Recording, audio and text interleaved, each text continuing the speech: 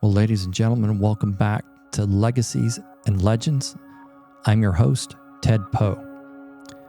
Welcome back to my office. So today, I'd like to introduce you to a fantastic individual. And my goal here is, even if I screw this up, the message I'd like you to take away is there is true legends out there that do the job, that care way beyond what normal people would care for, about taking care of people, about making sure people get the right gear at the right time. That's the person I want to talk to you about today. I'd like to introduce you to a guy, a father, a grandfather, an individual that to me is a legend in our world, because he's made things happen. That person is Todd McDunn. Todd is a seasoned professional with an impressive career spanning both military service and in the civilian sector. Currently, he is focusing on business development, product development, and sales for Vista Outdoor Eagle Industries. Todd has continually demonstrated his commitment to excellence and innovation, but his journey began long before that, with 23 years of dedicated service in the U.S. Army Aviation Corps. Todd's military career is a testament to his versatility and expertise. He spent 4 years as an air traffic controller radar, followed by an incredible 19-year stint as a rated Army aviator. Graduating with honors from Embry-Riddle Aeronautical University in 1995 with a bachelor's degree in professional aeronautics, Todd's dedication to education and excellence was evident from the start. Notably, Todd's last 9.5 years in the military were as a member of the elite 160th Special Operations Regiment, famously known as the Night Stalkers. In this esteemed unit, he achieved a status of being a fully qualified special operations instructor pilot in the MH-60 Blackhawk, and he also was a rated pilot in the MH-6 Little Bird. Todd's expertise extended to crucial support roles as well. In his final 5 years at the regiment, Todd served as the Regimental Aviation Life Support Equipment and Force Modernization Officer. In his role, he was responsible for developing, testing, evaluating, and procuring cutting-edge mission-essential aviation life support equipment and protective gear, thus ensuring the most safety or utmost safety and efficiency for his unit's critical missions. He understood the mission. He lived the mission. He knew what he needed to get done. Today, Todd holds an FAA commercial pilot's rotorcraft helicopter and instrument helicopter rating, showcasing his continued dedication to the aviation field. Moreover, he has brought his wealth of knowledge, forward-thinking approach, and innovation drive to Eagle Industries. He has been part of a lot of cutting-edge technology for aircrew. The reason the Air Force has Eagle Vest is because of the experience, expertise, and capabilities of Todd McDunn. Todd and I first met back in 2007, 2008. There was a critical need at the time for the United States Air Force helicopter and rescue crews to have an integrated combat survival vest. Todd was the first person that sat down and told me that it could be done. It could be done quickly, and it could be done to a point where it would be life-changing for the aircrew. Why do I say it's life-changing? It's because 1, it would work. 2, it'd be comfortable. And 3, it could be delivered on time. When Todd says something, he means it. Todd is a legend. We joke in the interview about him being a legend, but he truly is. I'd like to introduce you to a friend, Todd McDunn. I hope you enjoyed this as much as I did.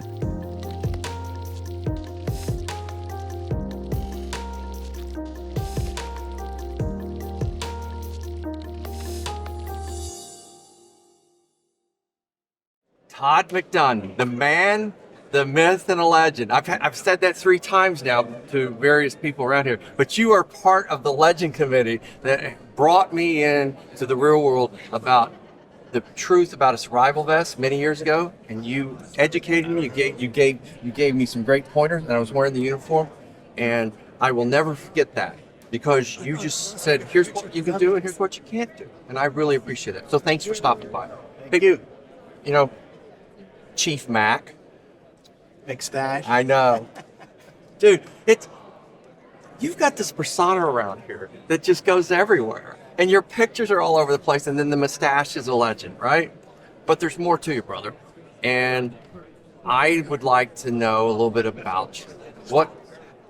You've got a life before industry, you got a life in industry, and I think it's a story to be told. So how about share it a little bit with us? All right.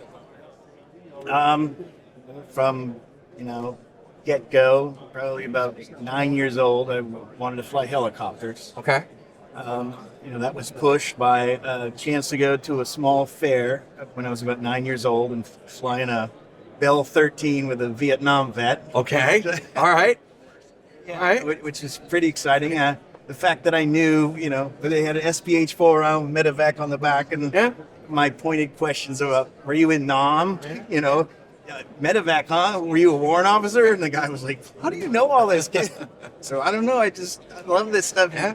So my little ride that was supposed to just take off and fly out a little bit and come right back became flying down this canal and talking about Nam and taking out sampans and all that kind of stuff. And then, of course, Apocalypse Now, the Colonel Kilgore and that whole air assault there was pretty exciting. And so I always wanted to fly, and I went into the military. I tried to go high school to flight school, but that didn't immediately pan out. I looked too much like a little child.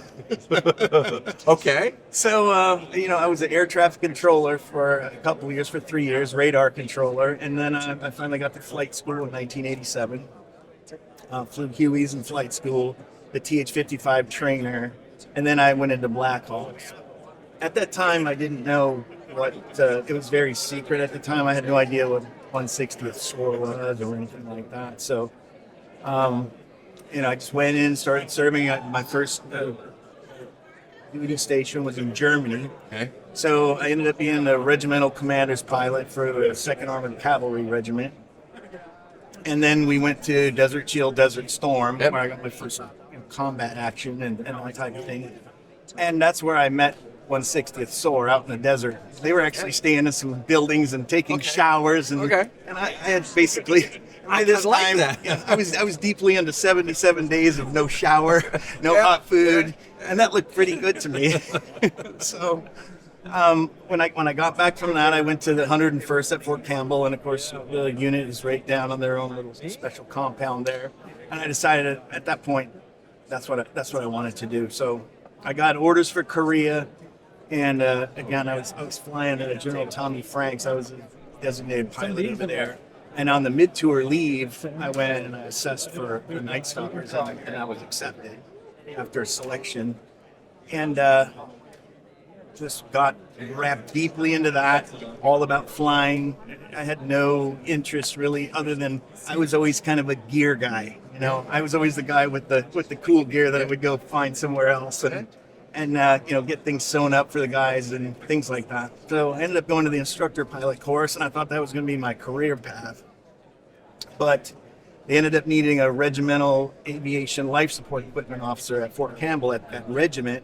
And that also had kind of a neat, acronym behind that, which was force modernization, which most of the Army, LC guys don't get to do. So I fell right into that. I didn't think I would like it, but I absolutely loved it. And the fact that I was able to go and, do all these trade shows and meet all these great people and, kind of really change. There's some things that we did within Army aviation that they didn't really like us doing at first, but ended up being adopted and used by everyone. And in Army aviation was pretty exciting to me.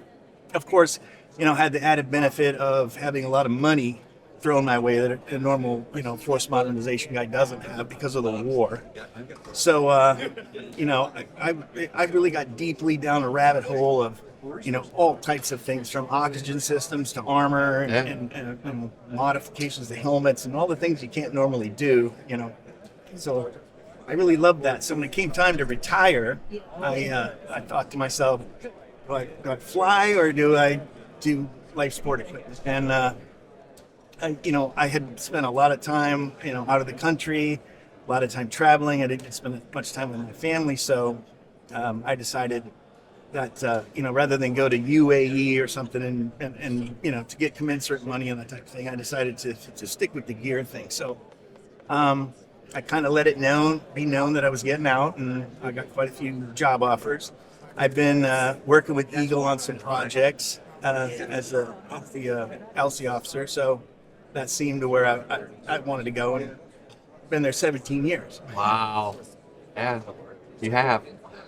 And I met you just about the time you got there. Yeah. Again, I was really, adept at, the needs of a guy, a combat aviator, which, Army aviation really wasn't. They were still kind of in that mindset of, survival gear, all that. They didn't carry any mags at that time on the person. Yep. They didn't take into account. It was more of like a survival type situation, whereas when I came from SOAR, ours is like fight your way out of there before you ever think of going fishing to catch some sustenance. Well, you were instrumental in helping us design what we called as it came known as the Rescue Eagle vest for all of our stuff back in 2007, 2009. And it was instrumental because it's the first time we had integrated systems that we actually knew how to do it. But you walked us through that process. And I can remember a lot of the conversations we were having because we were using your experience as well as others in the 160 and in the rescue community about what they needed and how they needed it and why they needed it. And there's a special niche on that one. You have to walk through those doors to understand you don't have a lot of room in an H60 sitting up front with all the plates and everything that's going to throw it to you. That's correct. So, And I got to say, I couldn't have done it without you. I really couldn't have. Because you need a sponsor to make this stuff happen, And I immediately got that out of HAFSOC, because they see the issues. They know you don't want to be kitted the way that they had in the past. You don't want to have armor when you need it, but most of the time you're just wearing some PSGC type vest kind of thing. I mean, it's got to be girded for combat, and you got to train for combat at all times. So they got that. You were one of the first persons in ACC or any of the other MAGCOMs that just immediately listen to what I had to say and stuff. That makes a lot of sense. Yeah. Well, I thank you for that. It was it was a turning point for me to say, if you learn to have these relationships and you learn the rules, you can apply those rules, and then the next thing you know, you can move equipment fast to the units when they're in need. And that was the critical. And you proved that to me. You proved that. You're right. We did prove that. So, yesterday and today and through this event, we're celebrating the 70th anniversary of aircrew life support, flight equipment, survival, the whole 9 yards. Amazing. You've been one of our officers. Though in the Army, but you've been one of our officers in the process, and you've had a different experience to this. So there's young airmen and young NCOs out there that are looking at this and going, well, what are the things, the tools that I need to look at and why, and what's that experience for, and is it really worth going down this road? So what was that one moment that made you always were a gearhead. What was that one thing that said, oh no, this is exactly the way out, the path I'm going to go? I think it was the fact that we had some certain configurations in SOAR of vests that had kind of made its way into different flight platoons or companies, and some had better gear than others. It depended on which battalion you were. It depended on when you had gotten this issue. There was a time when, SOAR was broken down into there was the task force and then there was others. So the guys that, were on the main mission to, go anywhere in the world, just they had better kit than some of the others.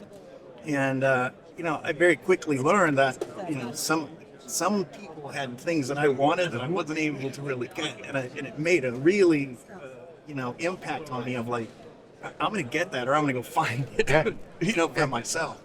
And so when I had the chance to, run the entire regiment, I was able to kind of say, okay, let's get everybody in the coolest, best equipment out there possible. And let's make sure that it does everything that we need it to do instead of, just keep buying this and that all over the place. And that's really what drove it for me. I think it was a really like, I want that thing. Mm-hmm. And he has it, and all of them have it, and I don't. And that's where I just kind of decided that this was really important. So we're at the 61st Symposium. You've been here for as many years as I have. Why safe? 60 years we've been in existence now. And I think it's safe this year to say we're back. If you take a look at our attendance, we've got over 600 people registered. We've got over 50 companies. Why do you come? That's almost. I come here because every relationship, every discussion I have actually matters. The thing about SAFE is people here are passionate about life support. They're passionate about taking care of their people. They're looking for the best and the brightest in gear. They take the time to listen. They'll stand around in your booth long enough for you to demonstrate all the salient qualities of this piece of kit that you have, and they're smart enough to listen. I have lifelong friends from being here. It's kind of home week. Yes, it is. I'm able to come back and see, back when I was a green suiter, Ted was an integral part of my life, and I get to see him every year at SAFE. It's one feeling. So, there's a power about building relationships. Absolutely. And, coming in from the military side, sometimes we're told, well, you don't talk to industry, or don't do this, or don't do that. What would you advise to people that want to have a conversation and kind of have that theory of, well, I don't know how to talk to industry or how to communicate? What would you suggest to them? I would suggest to not be so afraid that I'm going to expect something out of you. That if I give you some sage advice or I tell you what this next thing needs to be from my experience, just soak that in and don't feel like you can't talk to me because I'm going to somehow, he talked to me, so therefore he expects, to be the next vendor of choice. I mean, that's not the way it is. No. We're all just passionate about aircrew and growing, this whole life support world into the best it can possibly be. And if you can go from learn something from me and then go to Ted's booth and learn something, then go on and on. Like, I think, fear of that whole, how does this look if I'm here talking to this guy for a while? Soak up as much knowledge as you can off of that guy and move on. He knows that you don't owe him anything, and he's just there to help. That I really appreciate you saying that, because there is a misnomer about, if I go talk to these guys, they're going to expect something. We don't expect anything. We just want to have a conversation. Absolutely. and educate and inform and just get to know people, right? That's what it's all about. Todd, you are a brother from another mother. You have shown me how to do things better. And if I have not told you, I do really appreciate it. You care like nobody else does. I mean, you take the risk of caring more than what is possible. And dude, I just appreciate the respect you pay to me and my team. And you're always welcome here. And I hope that we keep doing this for many years to come. Thank you, brother. Thank you, Ted. It's been a great pleasure.